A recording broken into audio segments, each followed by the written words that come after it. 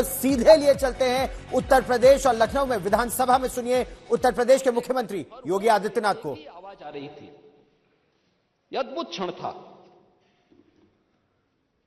और हमें प्रसन्नता इस बात की थी, हम अंतःकरण से प्रसन्नता इस बात की थी कि प्रभु तो विराजमान हुए हैं, उनके भव्य और दिव्य प्रतिमा की प्राण प्रतिष्ठा का कार्यक्रम संपन्न हुआ है, भारत के गौरव की प्राण प्रतिष्ठा का कार्यक्रम संपन्न हुआ है।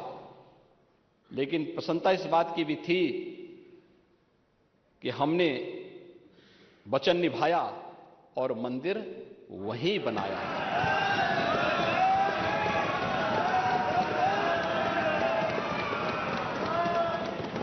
जो कहा सो किया, जो संकल्प लिया उसकी सिद्धि भी हुई। केवल बोलते नहीं हैं, करते भी हैं। और आज नव्य, भव्य और दिव्य अयोध्या को देख करके भी हर व्यक्ति अभिभूत है।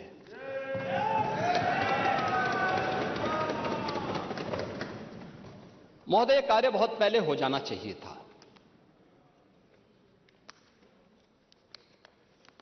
हम मानते हैं मंदिर का विवाद न्यायालय में था,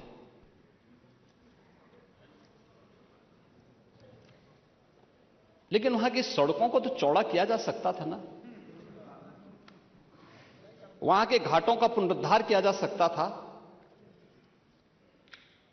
अयोध्या वासियों को बिजली की आपूर्ति की जा सकती थी, वहां स्वच्छता की व्यवस्था की जा सकती थी, वहां स्वास्थ्य की बेहतर सुविधाएं दी जा सकती थी, वहां एयरपोर्ट बनाया जा सकता था। विकास के इन कार्यों को किस मंशा के साथ रोका गया था? कौन सी मंशा थी कि अयोध्या का विकास ही अवरुद्ध कर दो,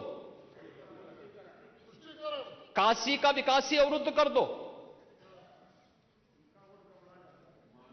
मथुरा वृंदावन के विकास को ही अवरुद्ध कर दो? महोदय, ये तो मुद्दा नियत का है।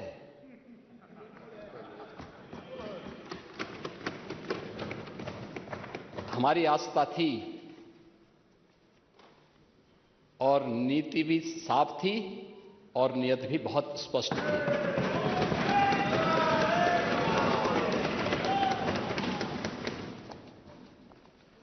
हमने बिना रुके, बिना डिगे, बिना झुके हम लोग अयोध्या भी गए, प्रदेश के हर जनपद में गए। अगर मैं अयोध्या और काशी गया हूं तो नोएडा और बिजनौर भी गया हूं। अयोध्या को इसलिए अभिषिक्त कर दिया गया था कि वोट बैंक कट जाएगा, और नोएडा और बिजनौर इसलिए लोग नहीं जाते थे कि वहां से जाने पे कुर्सी से उतर जाएंगे।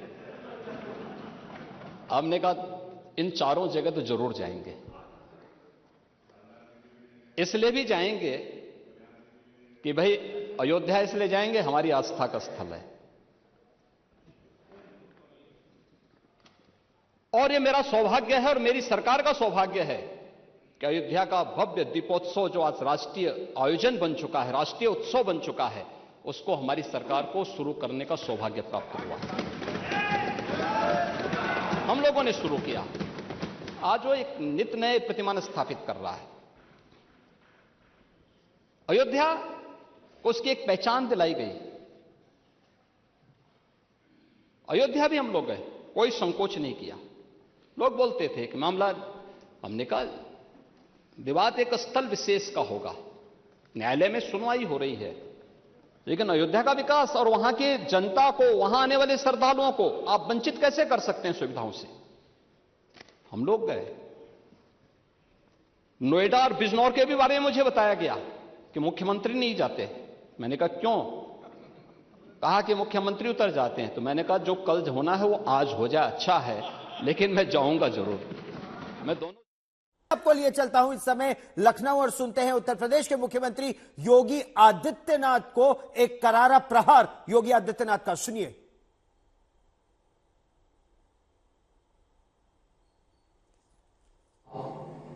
उत्तर प्रदेश ने 22 जनवरी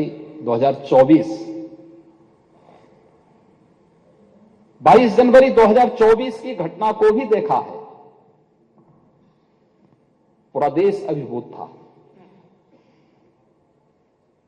पूरी दुनिया के अंदर हर वह व्यक्ति जो सत्य का पक्षधर है, न्याय का पक्षधर है, वह अभिभूत था, गौरवान्वित था। हर सनातन धर्मावलंबी की आंखों में आंसू थे,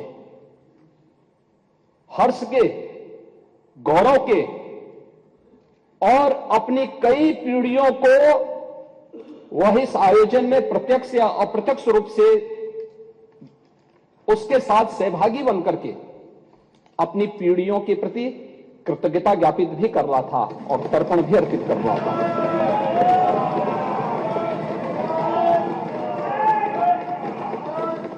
यह मेरा सौभाग्य है कि उस आयोजन में मैं प्रत्यक्ष रूप से था। वहां के वातावरण को मैं समझ सकता था। 25 करोड़ की उत्तर प्रदेश की आबादी और 140 करोड़ का हमारा देश, कमोवेश हर प्रदेश का प्रतिनिधित्व था, नेतृत्व वर्ग था। आदरणीय प्रधानमंत्री जी की उपस्थिति थी, पूज्य संतों की, आचार्यों की और समाज के हर तबके की उपस्थिति वहां पर मौजूद थी। अद्भुत वातावरण था, ऊर्जा से भरपूर था।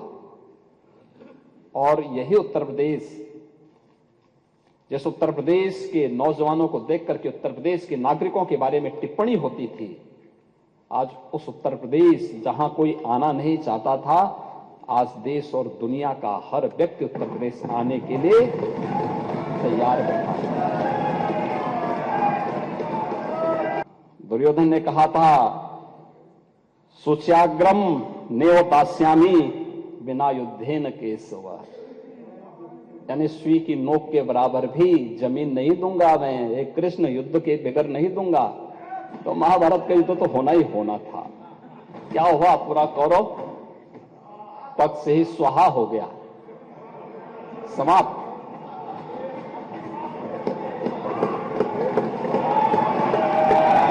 और याद करना,